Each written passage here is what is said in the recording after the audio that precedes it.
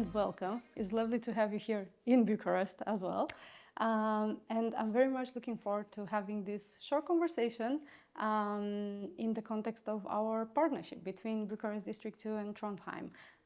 So I know we've already kind of had a few activities and talked about the importance of this partnership in the context of the project for climate neutral and smart cities. And I really believe that this project that we're kind of onboarding on, that is being financed by the Norwegian grants, it's a really good opportunity to exchange some good practices and learn more from what is happening in Norway and in Trondheim in particular. So I'm quite curious to get your perspective on how the city is advancing in terms of their climate neutrality transition. And to start with, let me ask you a bit more about your role, your experience, your kind of perspective coming from the Norwegian Technical University in Trondheim. Sure. Well, let me start with that. So I work at a university, but at a university that is very engaged in society directly. So perhaps not the very traditional academic model, but really working with societal partners, public-private sector, civil society, in order to create knowledge for a better world and also to implement this in practice, to learn from it, to document what is going on, to make sure that we can improve and that this knowledge can be spread to others. So that is, of course, we work very closely together with our own city, Trondheim. We actually also have campuses in Ålesund and Gjøvik and other places, in Brussels even as well. But then we of course we learn a lot from our own city. We can work on a daily basis, being present there, working in different neighborhoods. But then we also try to work with other cities and to exchange that knowledge, to learn from each other and to help each city then to get better.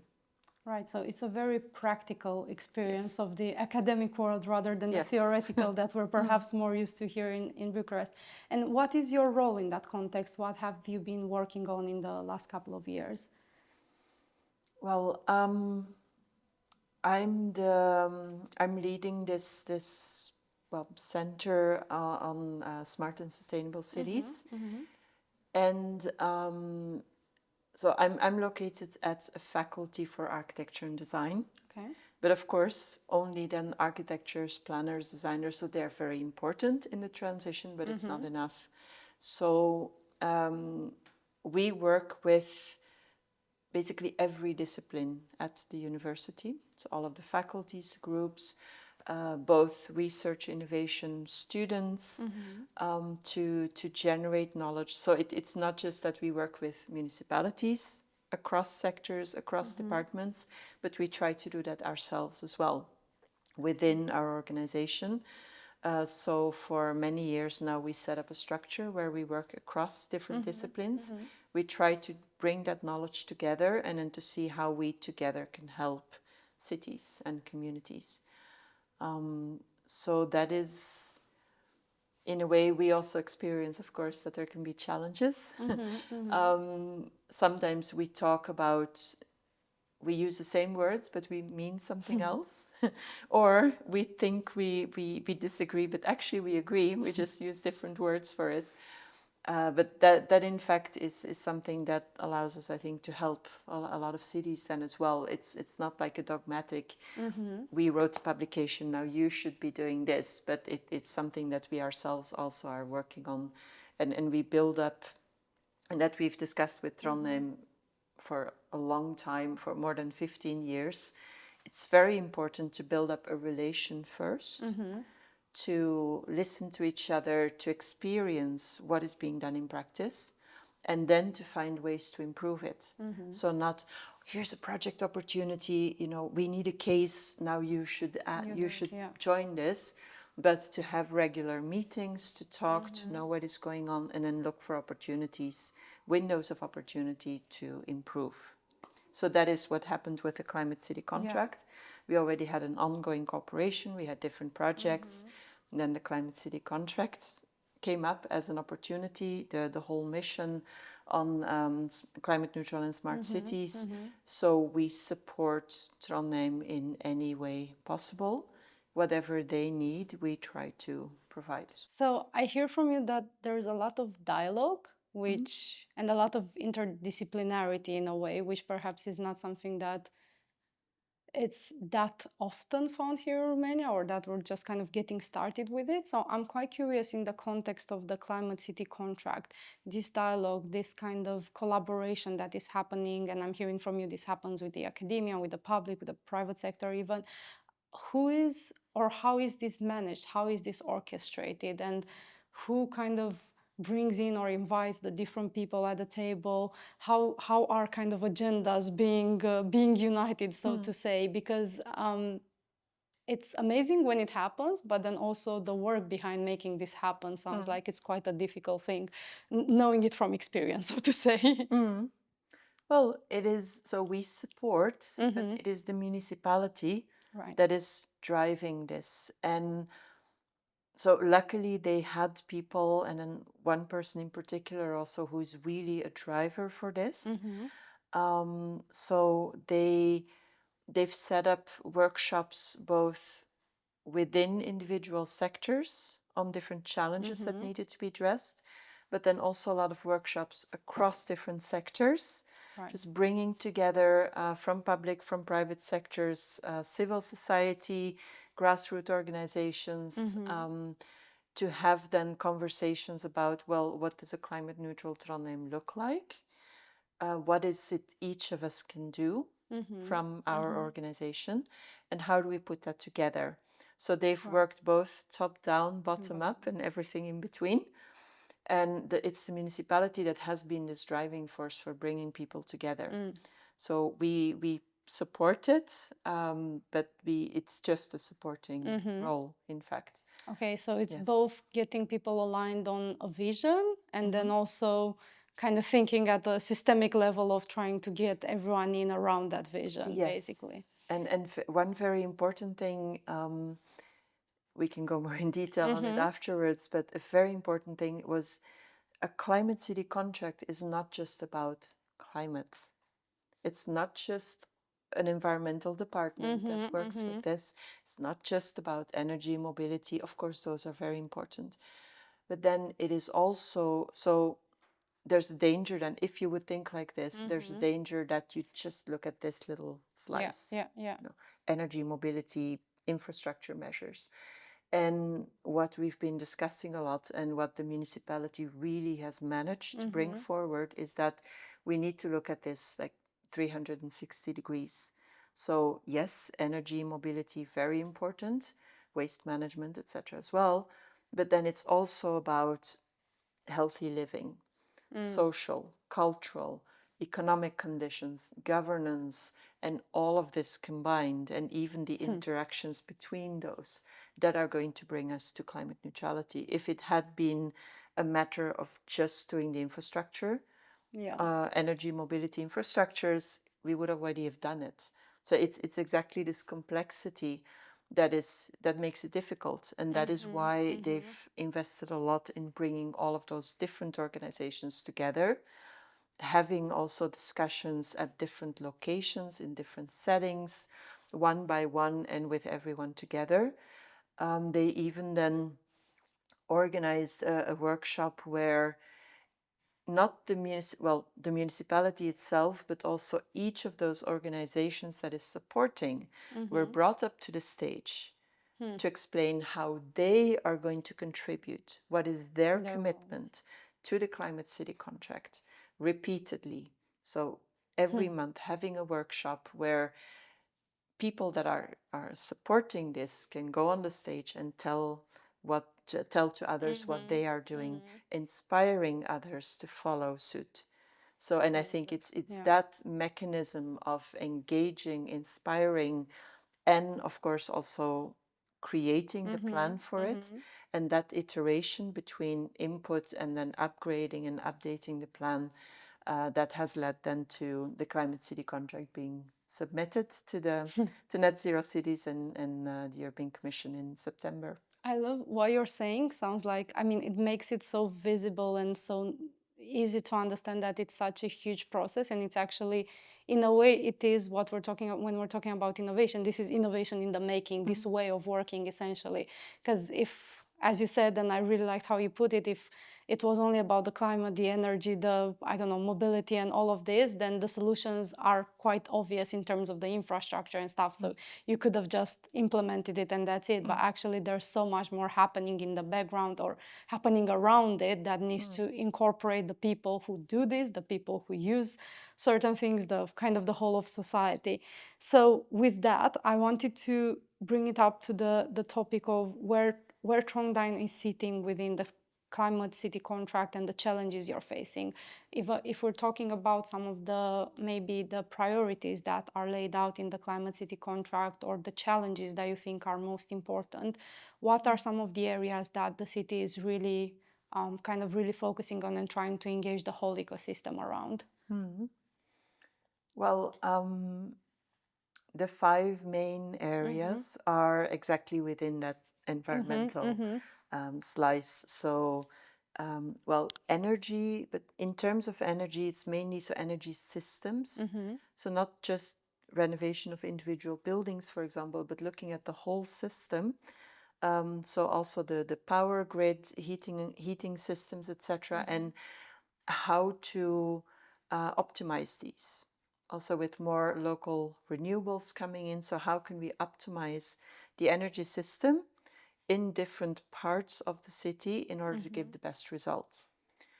So that is very important, and that's already an integrated action that requires a lot of different disciplines.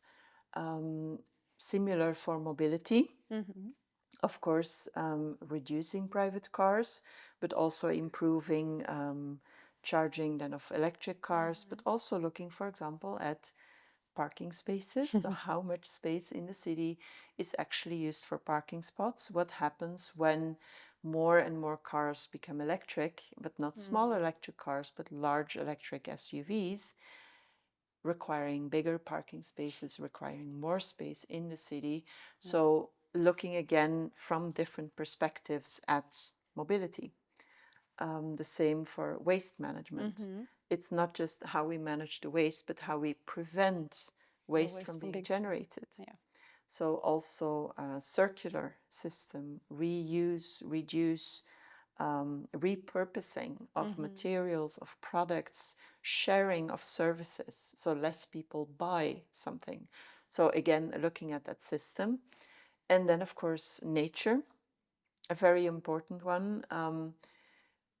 Nature in itself, so of course also looking at ecosystem services, etc., but also looking at nature in itself, so making sure that everything we do is area neutral. So ideally not use any more green fields or agricultural lands. If we do absolutely need to, it needs to be compensated within the city with something else. But also looking within neighborhoods. So again, we would ideally not want to build anything new, but reuse what is already there. How can we then regenerate that area? Including also very local bits and pieces of green or connecting them. So also small pocket parks, something that people in their immediate vicinity then have access to. So again, connecting this, like lowering greenhouse gas emissions, but also increasing the quality of life and the quality of the environment for more people. So always looking for those, and that is, you asked for a challenge. So looking at the benefits that lie between different sectors, so these co-benefits, because we all know they're there, but since they are between sectors, so they often fall in between different chairs, because no one is fully responsible for them.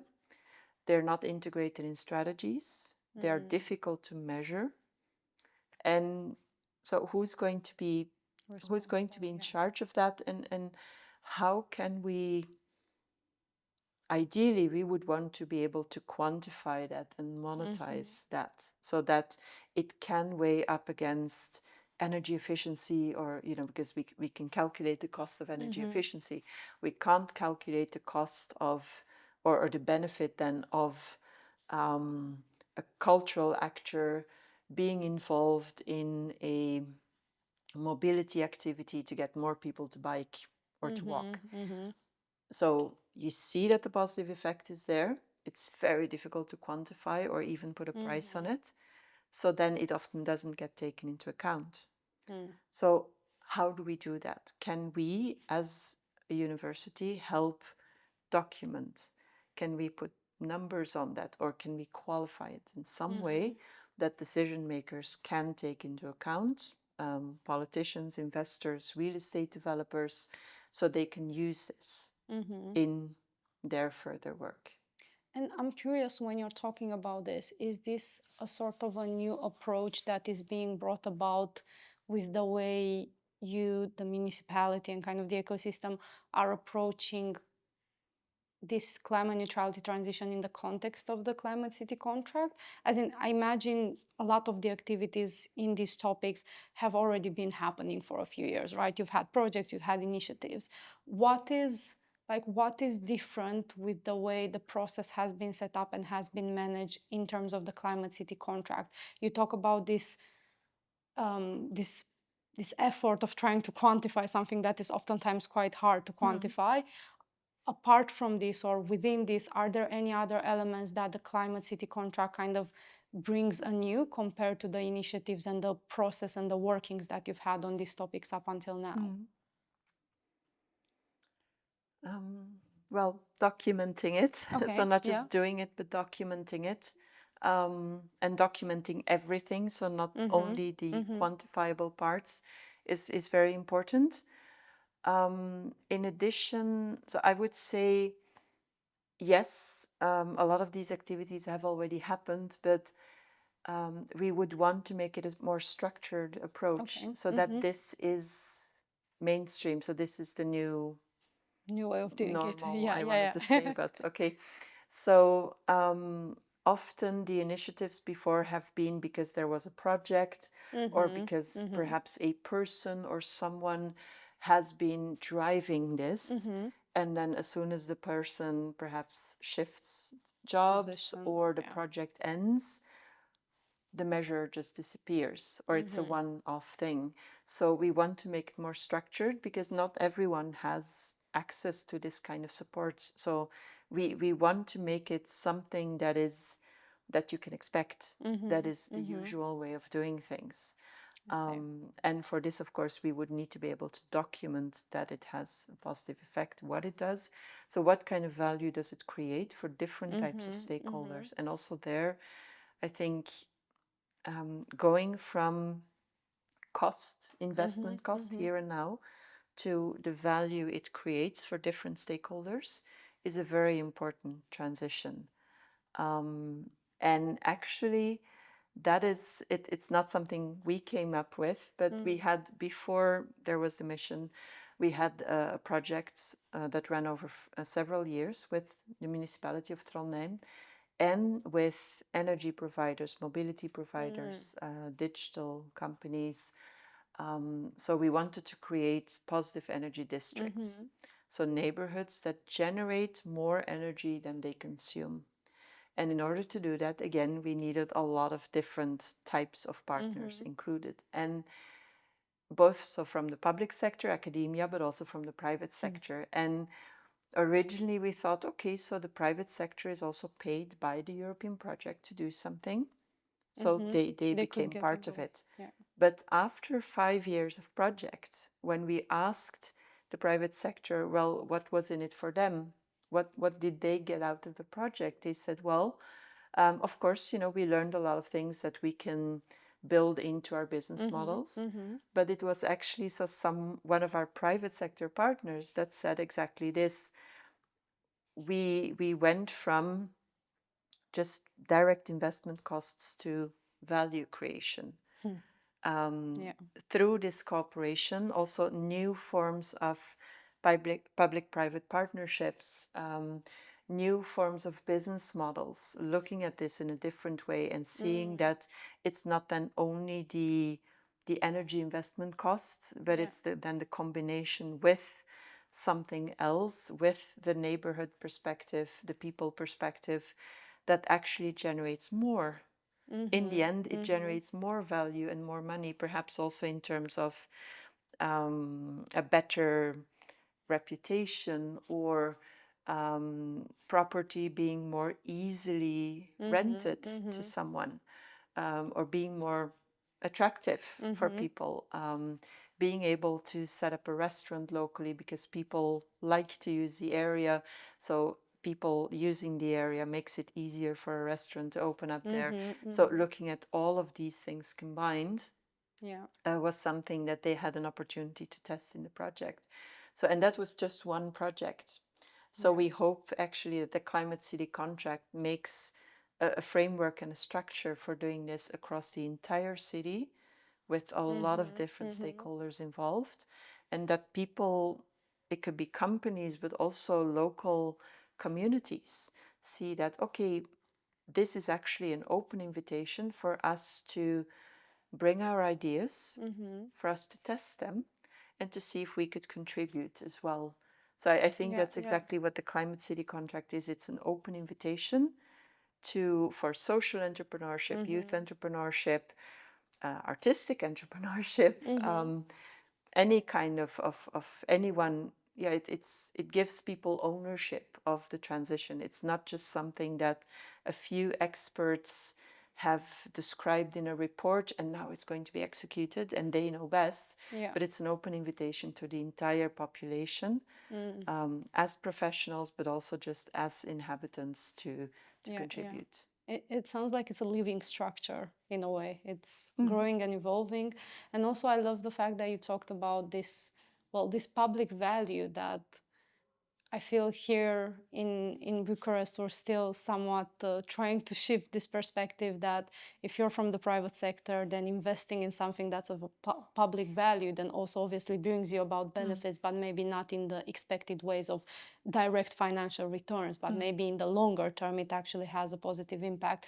So it's great that you've actually managed to get such an actor on board and have a project that tested this. And I was quite curious to ask you, like, if you've had other cases or experiments or projects in which you managed to test something, and then you managed to maybe shift the way things are being done in general as a result of that initial pilot. Well, many things. I have to. Well, I guess so. There's a few things that come to mind here, but one, for example, in the same cooperation then on generating these positive energy districts. So we noticed quite quickly that we could provide the technical solutions and the cooperations, actually the regulations were not fit for this. We, again, then because of that cooperation between public, private sector, academia, we managed to pinpoint exact changes that would need to be made to the legislation. Often the legislation was, well, older. It was not created in a time where there were a lot of local distributed renewable energy sources, for example, or where this might not have been needed. So we tried to pinpoint exactly what would need to be changed, and even just sometimes minor adjustments that would need to be made. And that would be very important in order to create a climate neutral city. Because if you can't even make a neighborhood climate neutral, how would you make a whole city climate neutral? So it also requires that, so some areas would be more able to generate energy locally. Others might need to buy it, or you would need to share services, energy, mobility solutions, and a lot more.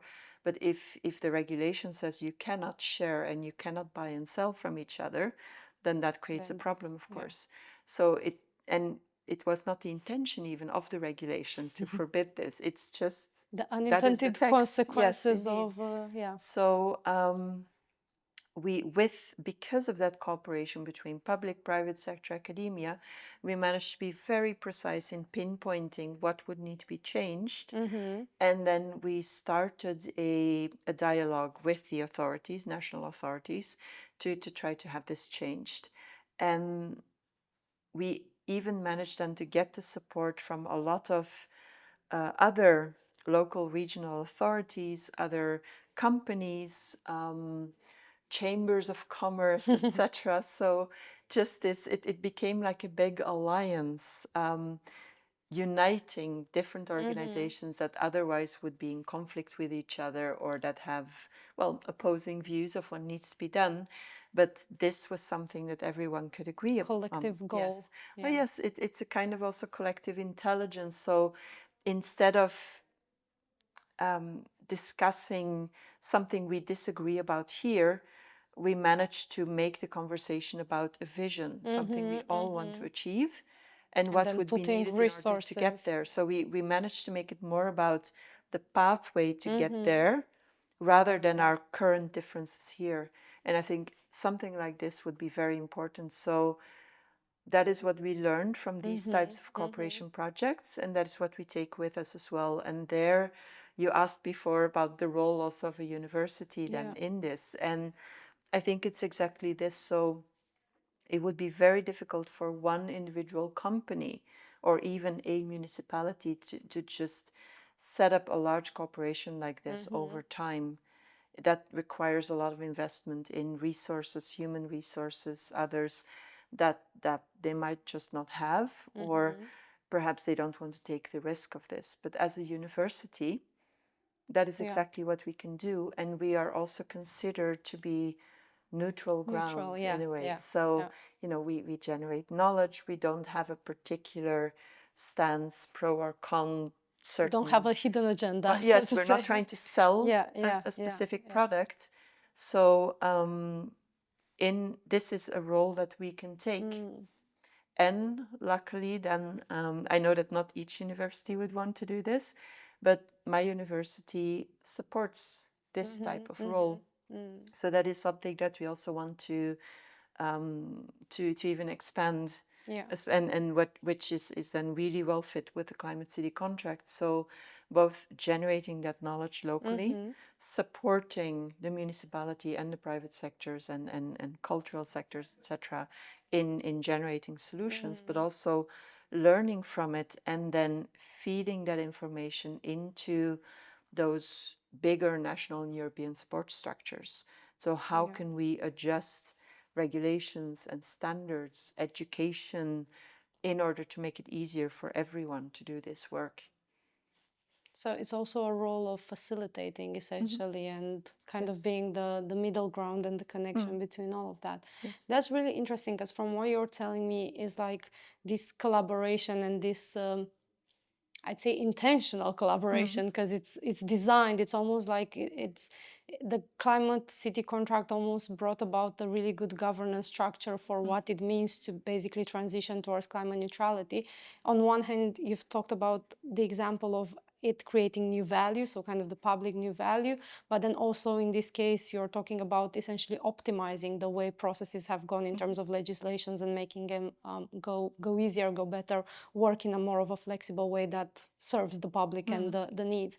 I'm curious, between all of these experiments, what are also some of the lessons perhaps that you've drawn from perhaps experiments that haven't necessarily succeeded? And what are some of the things that have stayed with you in terms of kind of how you're pivoting, how you're shifting track when perhaps certain things don't necessarily go according to the vision?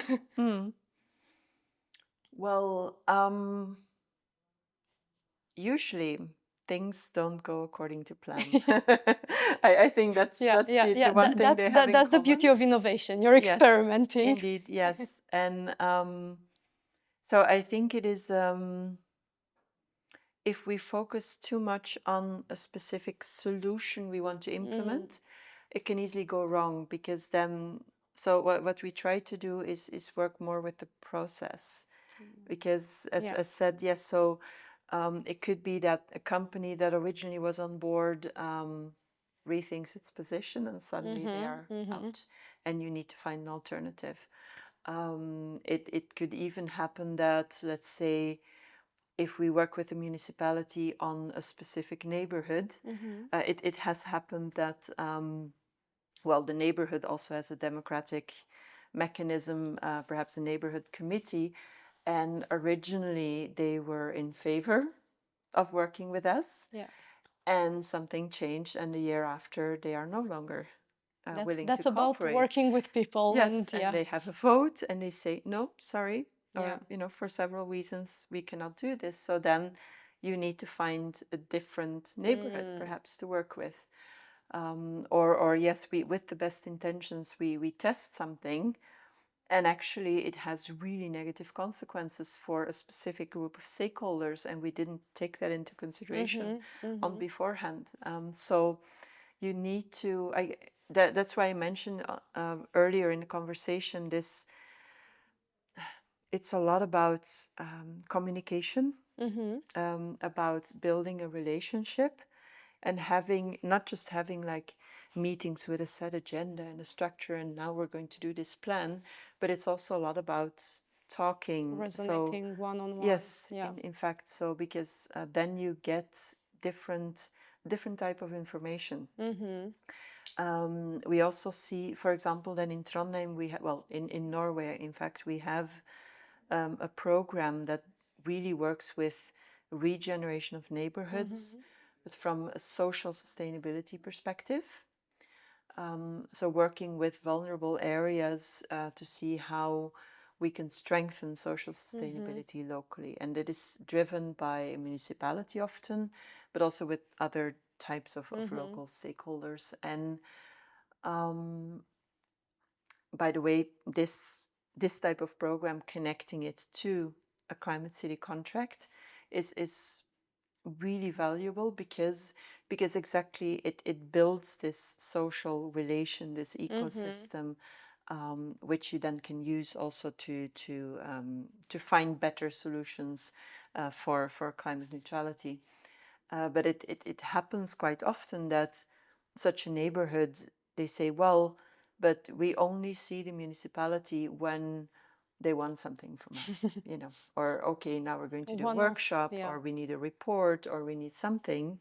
So then, yes, we talk, but then the rest of the time, so it needs to be about the needs and priorities of the inhabitants and the local stakeholders.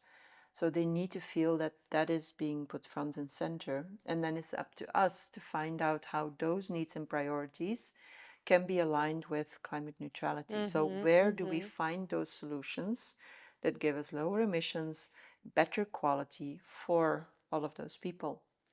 There might be, in terms of climate neutrality, it might be cheaper or faster or better to do something else.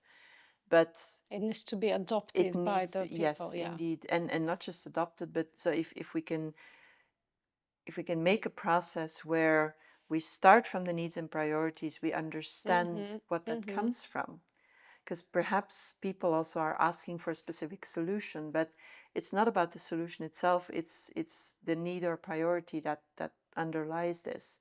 So if we then can find a better solution, a more climate-friendly solution for this, then everyone wins. Yeah. But you need to invest time, and you need to build a relationship, you need to build trust. You need to...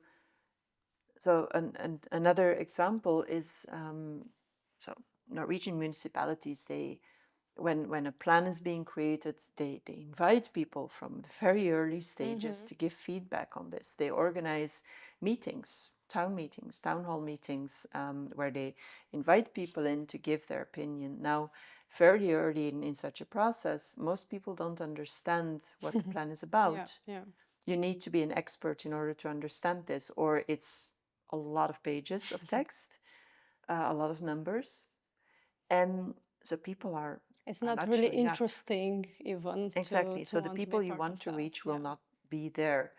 Or even if you would try to visit them in a way, reach them where they are, they might say, okay, but I'm not an expert in this, or I don't understand your numbers, or so you need to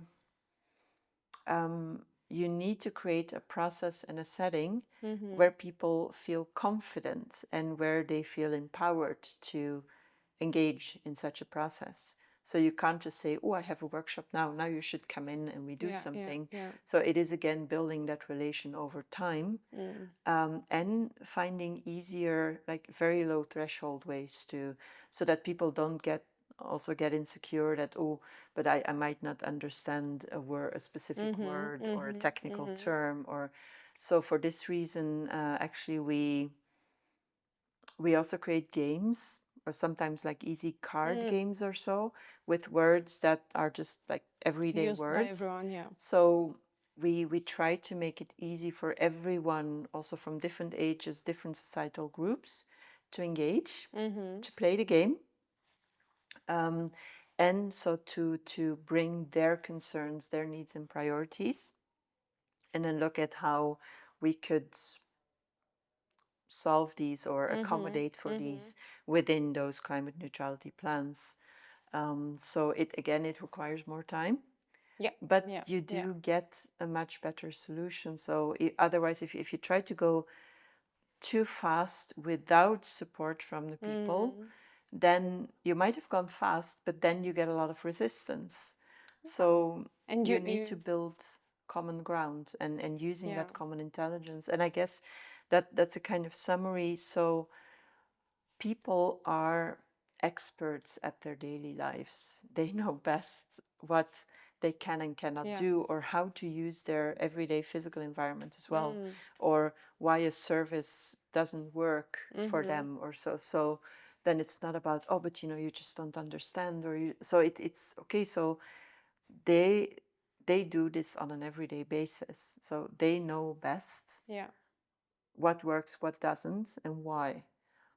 So we need to listen, and then we need to work with them to find better solutions.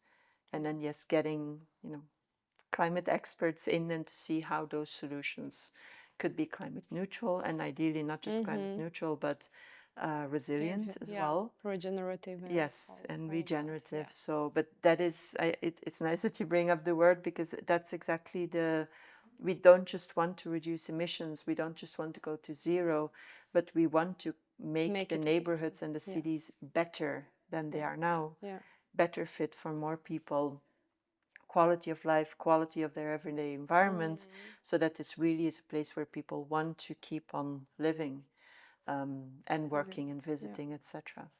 That's very, like, I love all that you've kind of tried to summarize in this instant, because in a way what you've said there is that you start with the people. You start from the ground up, and then you build from there, because essentially whenever we talk about climate neutrality, essentially it's a bubble that we're talking about, because most of the people won't know what it means. It won't even be interesting for them to know.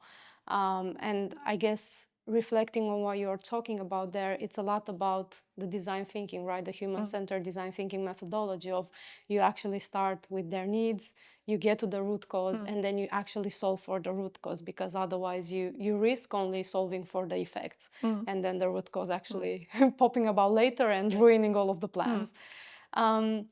So a final question for you I wanted to touch on is, you're in Bucharest, you're here for the Urban Lab for Green Cities, where we're essentially trying to do just that, right? A hackathon that's open to the public, so that we start from their needs and try to come up with solutions that feel genuine and kind of, they're well aligned with their daily lives, and then we can kind of bring that in the context of climate neutrality. Having seen a bit of Bucharest, because I'm not saying that you've exhausted the city, and having seen a bit of the process that the teams have been through here, what are maybe some of your hopes or kind of reflections on how Bucharest can embrace a bit more this innovation, this collaboration, and kind of consolidate this into a bit more of a permanent process that happens in this city, so that we can actually get going with this transition and this way of working that you've already embedded quite well in Trondheim? Well,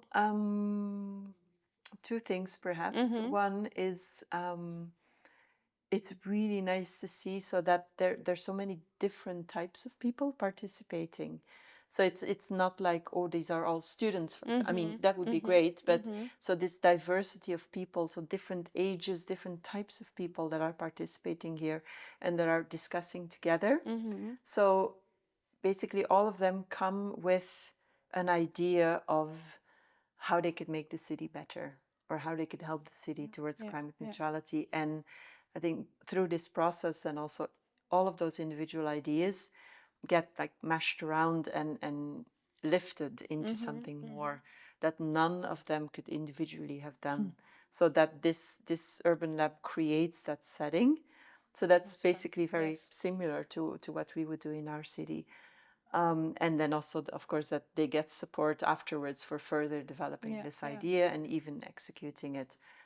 That is one. The other is, well, we did walk around quite a bit in Bucharest, and there are such amazing buildings and squares and like little bits of nature in between. Pockets of hope. So, okay, yes, a lot of the buildings are run down. They would need to be renovated. But there's a lot of traffic as well and parked cars. So, okay, but just like the fabric of the city, the design, the width of the streets, the dimensions of everything, the buildings itself. So walking around in the city, so you can easily see that this would be an amazing environment. So it's easier than to renovate the buildings and to well, perhaps remove the cars. Then to start to change the dimensions of the streets, etc. Right, that would be much more difficult. So the foundation is there. So it's about adapting. Yes, but I think also that, and we've done that in other cities. So if you would, let's say, if we would take the people that are now sitting here, and we would take them and walk around in the neighborhood, and we would give everyone a map, either digital or on paper, and you would ask people to identify or even like take pictures and maybe scribble on something. So where do they see possibilities for improvement, also small ones, all of these little pockets, etc. How could you upgrade that with just a little bit of money? Where could you make easy improvements here and now? They don't cost a lot. They're easy to do by just local inhabitants. Yes, tactical urbanism in a way. But so you could take all those people, you could walk around in the neighborhood and already start to do something. And so people see the change and are part of this, are doing this. So I think those, if you would combine what is happening here with walking around, making this happen, and often people get so used to their everyday environment that they might not just see that anymore.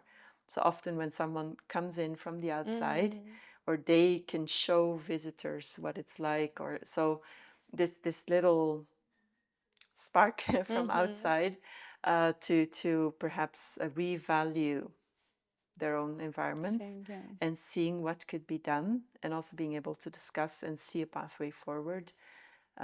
So I think, I but love yes, that idea. so We're gonna try it out then in the next urban lab. Yes, but no, there is definitely a Sure. lot of truth in that, Yes. in trying to look at the city with new eyes, and even the instant, let's say, instant gratification of spotting something and thinking about an idea that kind of gives you the boost that, oh, I know what this could look like, so I can get to work. Yes, and even things that are already out there, like there's lots of little gems everywhere. But you might, if you walk past them every day, you might not see them, or if you tend to drive past them, you might not see them at all. So just rediscovering those things and then revaluing them and seeing how they can be brought to the foreground and perhaps used as examples for other places in the city Amazing. Thank you so much. I feel like I've gotten a lot around the idea of like value from different perspective, value for the public, value for yourself as an individual, as an organization. I think there's a lot there to kind of further unpack and think about. So thank you very much, and we're looking forward to having you back here and continuing to exchange and learn more from Trondheim and from this partnership in the future.